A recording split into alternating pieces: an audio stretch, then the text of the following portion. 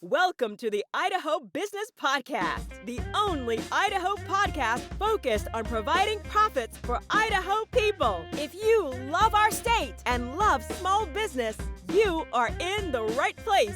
We interview local legends, learn business, and have way too much fun doing it. You're listening to the Idaho Business Podcast with your friend, host, and all-around great guy and owner of New Clean Commercial Cleaning, Spencer Ward.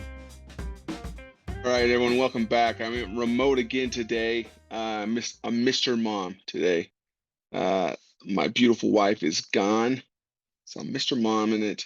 And of course, it's parent-teacher conference week, so it is the perfect storm. So I am remote at my home, watching those kids and doing an episode. So here it goes. As always, we're sponsored by New Clean Commercial Cleaning. If we can do anything to brighten up your restrooms, clean your offices, and brighten up those windows, give us a call at 208-254-7070. All you gotta do is select one for sales. We will take care of you.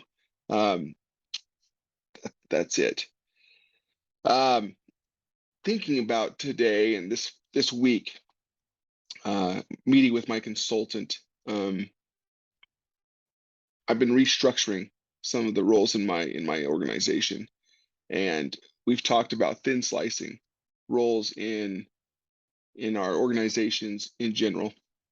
And I've really stumbled upon something through my consultant that was more eye-opening to me, and it was how to structure job responsibilities of the people that you're hiring for these thin sliced jobs, or how you even restructure a job for someone that you're trying to position in a different way, maybe more suited or better suited for their talents that you see in them, or they even see in themselves.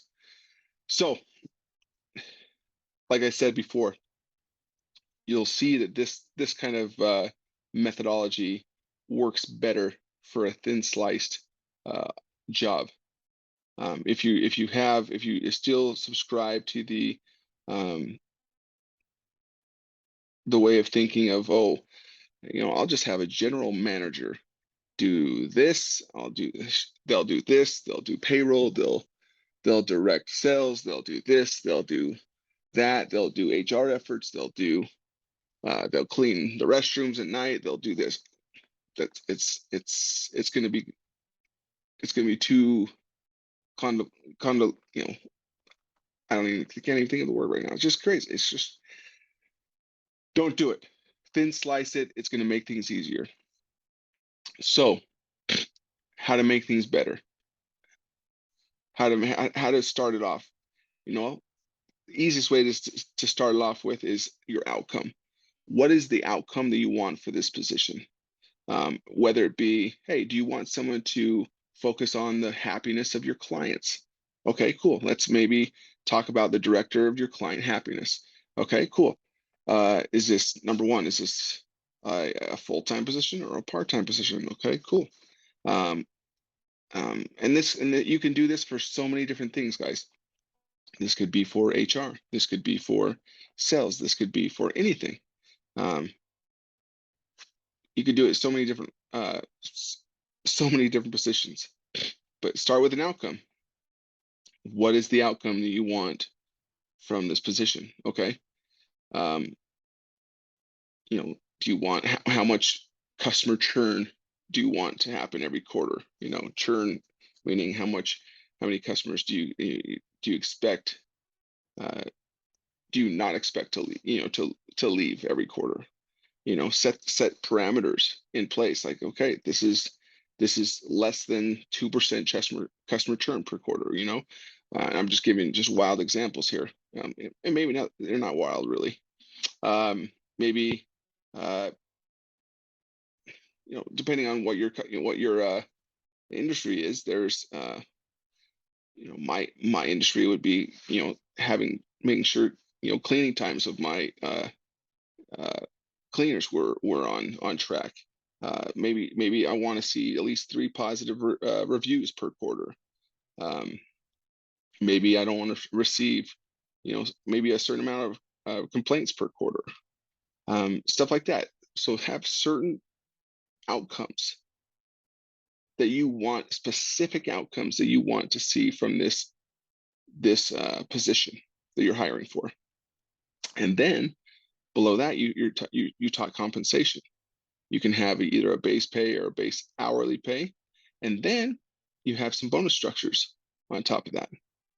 Um, and why I like bonus structures, and I'm starting to like them more and more, is because you tie the bonuses, and then you don't have to go crazy on these bonuses, but you tie bonuses to the outcomes that you just set up.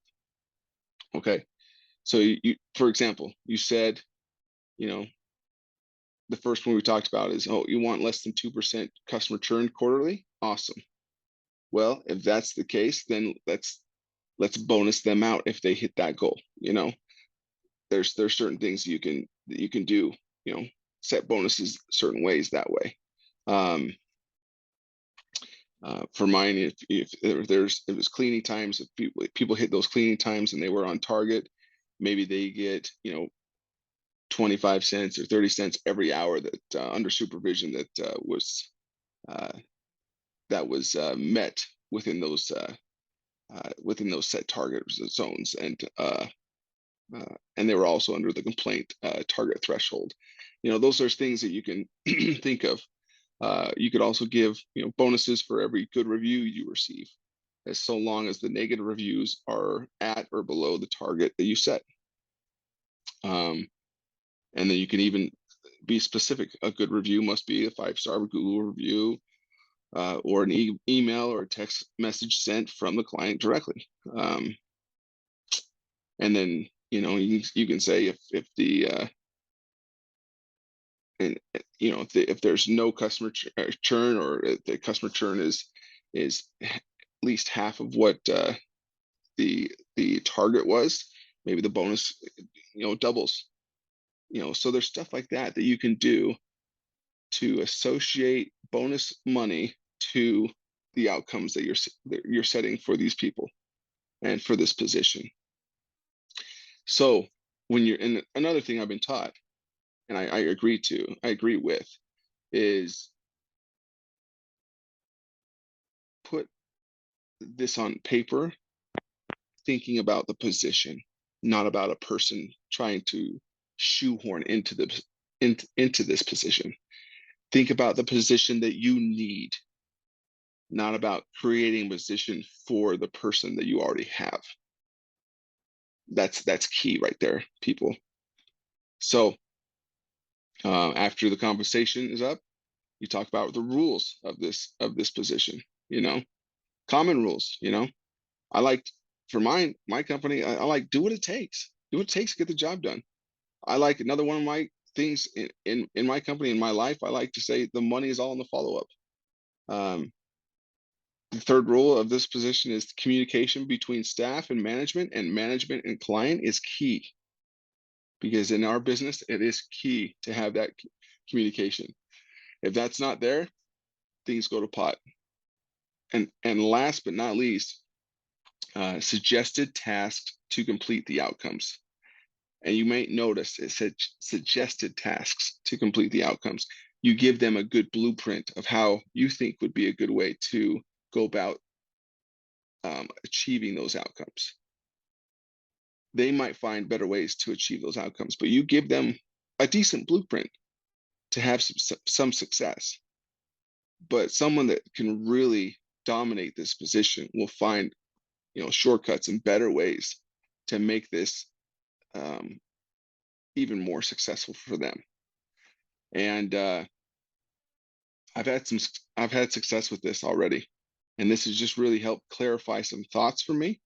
It's helped me really to help me understand what I need in my company, and to really distance myself from, okay, I need to not think about who I already have in my company. I just need to think about what I actually need in my company. And then if this person belongs to my company, awesome, perfect. But if the positions that I need in my company don't fit the people that I already have in the company, then we may have to make some changes. But the choices you need to be making and the decisions you have to make. I know it's tough, especially in this kind of market and when it's hard to find good people. But I'm telling you, the stresses that you have to go through sometimes when you have the wrong person in the wrong position, it's incredible. And sometimes you can get to a spot and to a certain growth mode with certain people that you won't be able to get to that next mountaintop with the same people in the same positions. So you have to make some changes. And I really think that, my consultant helped me crack the code with this of putting things together with outcome-based job descriptions, putting the outcome first that you're wanting, compensation, rules, and then the suggested tasks that you're wanting. So some of the basic things that I thought would be helpful today to talk about. I hope this can be helpful to you all as you're thinking about going into the end of the year, thinking about starting this upcoming year fresh, thinking how you can start the year. Obviously we're hearing gloom and doom. Don't subscribe to that. Make this upcoming year what you want it to be, and start fresh, but start the way you want it and not how anyone else wants it. But really think about how and what you need in your business. You gotta put your business first and your family first, and really think, what's going to make my company run better, what's going to make it more efficient, and what's going to help it run without me being there every day to micromanage it. Because you don't want to do that. That's really not a business. That's you owning your job. So other than that, that's all I really had to talk about today. It's a little short and sweet, but that's all. So go out there and conquer your day. Remember, never rest in the middle. Always rest at the end. What we talked about with Johnny Fisher the last episode, there's no resting in the middle. So go out there, stay away from those negative Nancy's. They just want to bring you misery, and go out there and just smile and be happy, because there is so much gratitude around us, and there's so much to be thankful for. So go out there, kiss your babies, kiss your spouses, and enjoy the people that you have around you that love you, and be thankful for the beautiful earth that we have to live on. So you guys have a fantastic day, and adios. Congratulations on spending a couple of minutes getting a little bit smarter, having some fun, and supporting the Idaho business community. If you're feeling the love, make sure to subscribe, rate, and review on iTunes, Stitcher, or wherever you are.